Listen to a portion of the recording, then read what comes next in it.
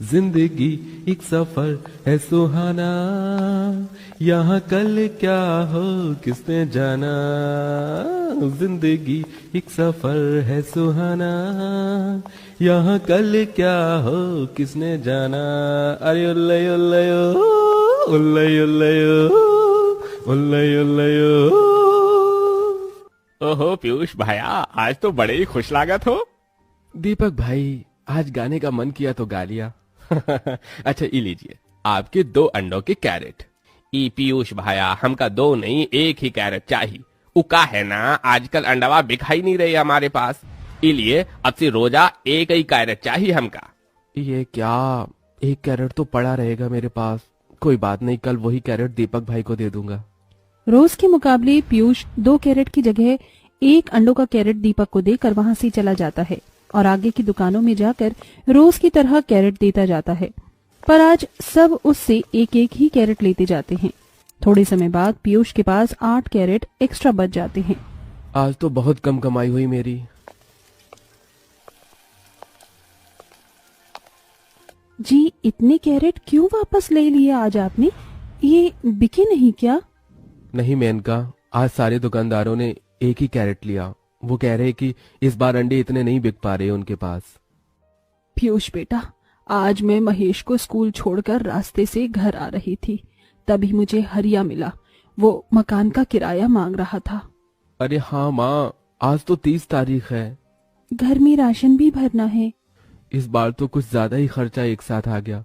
बिजली का बिल भी भरना है और मेरे पास तो केवल 2000 रुपए ही हैं। अब इतने पैसों में क्या क्या करें मेनका? मेरे पास 1000 रुपए हैं, मैं वो मकान मालिक को दे देती हूँ। आप 2000 रुपए में आधे पैसों का राशन ले आइए और आधे पैसों में बिजली का बिल भर लीजिए। पीयूष अपनी पत्नी मेनका, माँ सरला और 10 साल के बेटे महेश के साथ जामनगर गांव में अपने छोटे से किराए के घर में बड़ी गरीबी में अपना जीवन बिता रहा था। शाम का समय, तभी रोज की तरह पीयूष शहर में एक भोला नाम के अंडों के व्यापारी के पास आता है और उससे होलसेल भाव में अंडों के कैरेट खरीदकर अपने गांव अपने घर जाता है। पीयूष रोज भोला से अंडे खरीद कर लाता है और उन्हें गांव की दुकानों में मुनाफे के दाम में बेचता जाता है। अगले दिन सवेरे पीयूष फिर से अपनी साइकिल पर अंडे लेकर गांव में आता है तो आज उससे 10 दुकान के बजाय 5 ही दुकानदार 1-1 अंडों की कैरेट खरीदते हैं।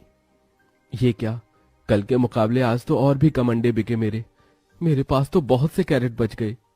बहरहाल पीयूष घर आता है। इसी तरह कई दिनों तक पीयूष के रोज केवल 5 ही अंडों के कैरेट बिकने लगे। ठंड का मौसम शुरू हो चुका था। अचानक ठंड ने आते ही पूरे गांव में अपना कहर मचा रखा था। एक दिन सवेरे के 7 बजे कड़ाके की ठंड में पीयूष कांपते हुए अपनी साइकिल पर अंडों के कैरेट लेकर जा रहा था। अरे बाप रे, ये ठंड। पीयूष के पास ना कोई स्वेटर था ना कोई शॉल थी। तभी वो गांव की दुकानों में आता है, पर आज कोई भी दुकानदार उससे अंडों के कैरेट नहीं खरीदता। तभी पीयूष उदास होकर घर आता है। पहले तो कम बिक रहे थे अंडे, पर अब तो एकदम से बिकना ही बंद हो गए। जी, अगर ऐसा ही चलता रहा तो हम अपना गुजारा कैसे करेंगे? इसी तरह दिन प्रतिदिन बीतने लगे, पर पीयूष का अब एक भी अंडों का कैरेट गांव में नहीं बिकता, जिसके चलते पीयूष और उसके परिवार के भूखे रहने के दिन आ चुके थे। एक रात सब भूखे ही अपने घर में बिना रजाई कंबल के ठंड में कांपते हुए लेटे थे। मम्मा, माँ, मुझे बहुत भूख भी लगी है और ठंड भी लगी है। जी, आप कुछ तो करिए। घर में ना अन्ने का दाना है और ना पास में एक पैसा है। पता नहीं ये कैसी दुख की घड़ी आ गई हम पर। अचानक से मेरी कमाई होना ही बंद हो गई। घर में 10 कैरेट अंडों के पड़े हैं, उससे न भोला भाई ले रहे न कोई दुकानदार इन्हें खरीद रहा है। बहू, महेश को कुछ अंडे उबाल कर दे दे, अंडे खाने से उसका पेट तो भर जाएगा। तभी मेनका अपने मिट्टी के चूल्हे पर अंडे उबालने लगती है। अचानक अपने हंसते खेलते जीवन में ऐसी बर्बादी का तूफान आता देखकर मेनका पीयूष परेशान हो जाते हैं।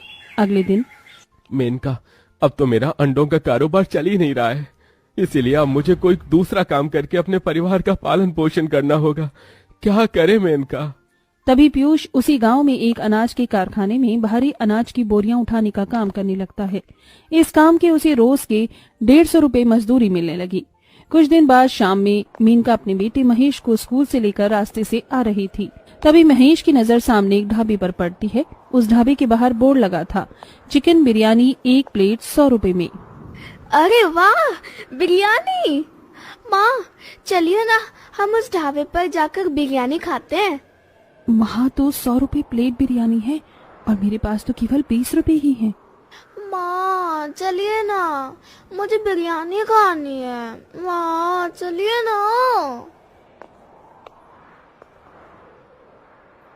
क्या 20 रुपए की बिरयानी? पागल हो गई हो क्या? ये भिखारियों का ढाबा नहीं है, निकलो यहाँ से। भाई साहब, थोड़ी ही दे दीजिए, बच्चे को खाना है। तभी हरीश मेनका महेश को अपने ढाबे से बाहर निकाल देता है। ये देखकर महेश रोने लगता है। तभी मेनका उसे घर ले आती है।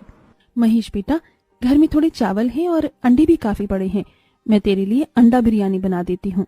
तभी मेनका फटाफट अंडा बिरयानी बना देती है और सब ठंड में बैठकर घर में मेनका के हाथ की अंडा बिरयानी खाने लगते हैं। वाह बहू, तूने तो बहुत ही स्वादिष्ट अंडा बिरयानी बनाई है। ऐसा स्वाद तो चिकन बिरयानी में भी नहीं आता। मेनका, तुम इतनी अच्छी अंडा बिरयानी बनाती हो, मुझे तो पता ही नहीं था। माँ, सच में बहुत ही अच्छी बिरयानी बनाई है आपने। अब रोज मेरे लिए अंडा बिरयानी बनाना माँ। अगर ऐसी बात है तो क्यों ना मैं गांव में अंडा बिरयानी का कारोबार करूं, क्योंकि आज मैं महेश के साथ एक ढाबे पर गई थी। वहां चिकन बिरयानी 100 रुपए प्लेट थी। अब इतनी महंगी बिरयानी केवल अमीर लोग ही खा रहे थे। हम जैसे गरीब लोग बेचारे वो बिरयानी खाने का आनंद ही नहीं ले पा रहे थे। अगर मैं अंडा बिरयानी सस्ते दाम में गांव में बेचूंगी तो कई सारे गरीब भी बिरयानी खाने का आनंद ले पाएंगे और हमारी कमाई की कमाई होती रहेगी। ये तो बहुत अच्छा उपाय है मेनका। हमारे पास तो 10 से 12 अंडों के कैरेट है। थोड़े पैसे में किसी से कर्ज ले लेता हूँ, तुम अपना ये कारोबार शुरू कर दो मेनका। उसके बाद अगले दिन पीयूष किसी से कर्ज लेकर एक पुराना ठेला और कुछ बर्तन लेकर आता है और चावल लाकर मेनका को देता है। जिसके बाद मेनका कई सारी अंडा बिरयानी बनाकर गांव में एक स्थान पर अपना ठेला लेकर खड़ी हो जाती है। मेनका ने अपनी अंडा बिरयानी के दाम 30 रुपए प्लेट रखे थे। ठंड का मौसम था, मेनका कांपते हुए खड़ी थी। ये ठंड, अंडा बिरयानी का ठेला तो मैंने लगा लिया, बस अब किसी तरह मेरी बिरयानी बिकने लगे। थोड़े समय बाद कुछ लोग मेनका के पास आते हैं। अरे वाह, ठंड में अंडा बिरयानी। बहन जी, एक अंडा बिरयानी देना मुझे। मेनका वरुण को गर्मा गर्म एक प्लेट में अपनी अंडा बिरयानी देती है, जिसे वरुण खाने लगता है। वाह वाह वाह, क्या बात है।